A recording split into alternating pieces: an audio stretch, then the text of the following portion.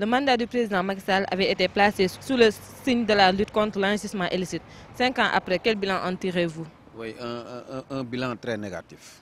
Un bilan négatif parce que même s'il a fait des efforts pour essayer de stopper la corruption et surtout de poursuivre certains hauts dignitaires, certains hauts anciens dignitaires, cela ne s'est pas fait dans l'équité. Ça n'a pas été un processus général. Et surtout, ce n'est pas ça le problème. Le problème, c'est d'avoir une justice indépendante, d'avoir surtout des corps de contrôle indépendants qui font le travail en toute impartialité, sans l'immixtion de l'exécutif. C'est ça le fond du problème. C'est vrai qu'après 5 ans, je n'ai pas entendu plusieurs dossiers. Donc, je voudrais juste dire qu'en fait, peut-être par rapport à un élément de non-maîtrise qui fait que j'en ai pas entendu beaucoup parler, mais si je suis uniquement l'opinion à travers la presse, les dossiers qui ont été, en tout cas étudiés jusqu'à présent, ne concernent pas la totalité des personnes qui ont dirigé nos institutions.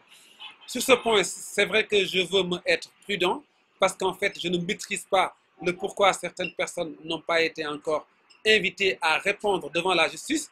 Je voudrais être prudent aussi parce que je ne sais pas si certaines personnes sont convoquées et que les presses qui nous permettent d'avoir les informations n'ont pas accès à de telles informations. En tout cas, pour le Sénégal, c'est la catastrophe. Il est clair que l'objectif visé était politique. Politiquement, je ne pense pas qu'ils aient tiré l'avantage de cela. Pour ce qui est de l'intérêt national, cela a été un fait. Quand on confie de l'argent public, la meilleure manière de la gérer, c'est de ne pas la confondre avec votre argent. C'est de l'argent public. Ça doit être géré de manière efficiente. Quand on vous demande de rendre compte, vous rendez compte. Si vous n'êtes pas en mesure de rendre compte, c'est parce que vous êtes en train de vous enrichir illécitement. Par ailleurs, pour conclure par rapport à cette question, j'invite juste l'État, très régulièrement, de nous donner des informations concernant, en tout cas, l'état d'avancement des dossiers, même si j'accepte que dans une république, certains dossiers qui sont pendants devant la justice, nous ne devons pas recevoir les contenus réels, mais il est important qu'on nous informe parce que l'argent qui a été utilisé pour construire des routes, l'argent qui a été utilisé pour construire un aéroport, l'argent qui a été utilisé pour promouvoir l'éducation, la santé, constitue l'argent des Sénégalais et des Sénégalais. Donc il est important que l'État mette en place une politique de cohérence vis-à-vis des personnes qui utilisent nos ressources. Pensez-vous que les conditions sont réunies en Afrique pour protéger les deniers publics de prédation des autorités et de hauts fonctionnaires? Vous savez, c'est partout dans le monde où les deniers publics sont menacés.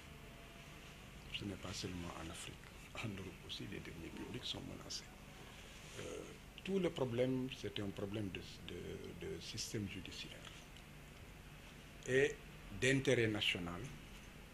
Il faut qu'on ait dans nos systèmes des dirigeants honnêtes et loyaux. Lorsque vous avez au sommet des personnes perverties dans leur comportement, vous ne pouvez pas demander qu'à la base qu'il y ait une certaine éthique. Je pense que je me fais comprendre. Les prédateurs des deniers publics, ce sont ceux-là même qui en fait détiennent les deniers publics et qui sont au sommet de l'État. Et souvent, ce qui est dramatique, comme c'est le cas au Sénégal, c'est utilisé comme une arme politique contre des opposants politiques, à tort ou à raison.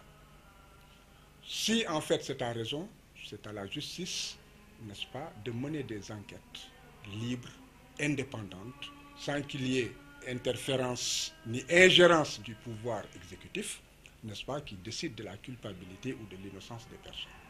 Mais cela ne se passe pas de cette manière. Nos dirigeants comprennent que les deniers publics ne doivent pas être confondus avec les deniers personnels. Et que bon, ce qu'il faut faire, c'est de préserver les deniers publics et les injecter dans l'économie pour le développement des populations africaines. Et Mais bon, en fait, maintenant, il s'agit simplement de mettre en place une politique tendant à préserver ces deniers publics-là.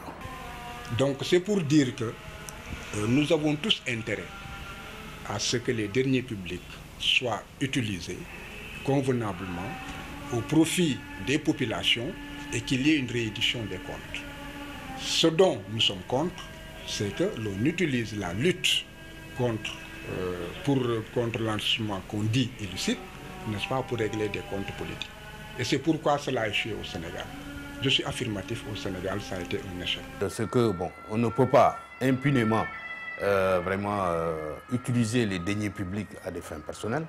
Je pense que c'est une très bonne politique de mener une lutte acharnée contre la corruption d'abord, contre l'enrichissement illicite. Et qu'on comprenne que l'argent public appartient au peuple et doit être injecté pour le bien-être des populations. Sauf à avoir quelqu'un qui sorte de l'ordinaire, c'est-à-dire si jamais le Sénégal a un jour un chef d'État, peut-être par miracle, qui prend conscience de tout ce qu'il y a à faire, j'en doute. J'en doute parce que simplement le problème, ce n'est pas un problème d'homme, c'est un problème de structure, c'est un problème d'institution. Et si un jour on veut sortir de l'auberge, il va falloir vraiment que nos corps de contrôle, je le répète, qu'il s'agisse de l'IGE, qu'il s'agisse de la Cour des comptes, qu'il s'agisse de l'OFNAC et de tous les corps de contrôle, que ce soit des corps véritablement indépendants, qui puissent faire leur travail en toute impartialité et que derrière, les sanctions administratives et surtout les sanctions judiciaires soient prises aussi de la manière la plus objective possible. Et pour ça aussi, il faut que la justice soit vraiment une justice qui soit à équidistance des citoyens et de l'État. Voilà, qu'on soit dans un vrai état de droit.